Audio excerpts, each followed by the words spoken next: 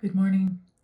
I'm here reading my Bible, reading Psalm 1, and I was thinking about this verse where it says, a couple of verses in Psalm 1, that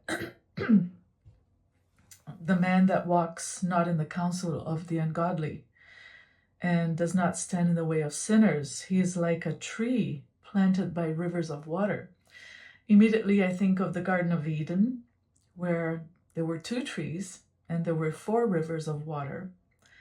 And then it goes on to say about the ungodly. And I think of the tree of the knowledge of good and evil in relation to that.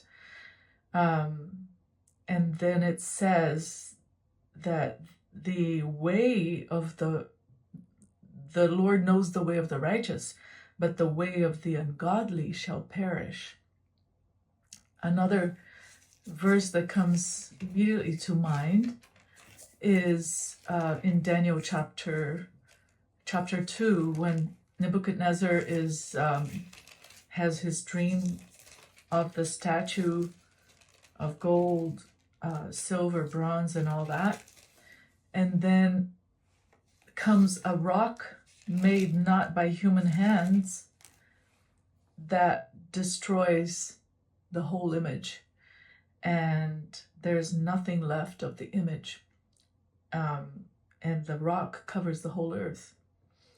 And also, if I put this together with a passage in Revelation where it says the kingdoms of the world have become the kingdom of our God, so we can see that the way of the ungodly, there clear references to the Garden of Eden, the tree of the knowledge of good and evil, the tree of life, the rivers of water, and that the way of the ungodly, according to that, the way of that tree is going to perish forever. And it's great news, because everything that we can think of that is evil and bad and painful and destructive has come from that tree. And in this series of reels, I want to disclose my and my husband's research on the tree of the knowledge of good and evil and the tree of life and their meaning. And so I just hope that you stick with us. Hopefully I'll get some videos out soon in an orderly fashion and in a good schedule.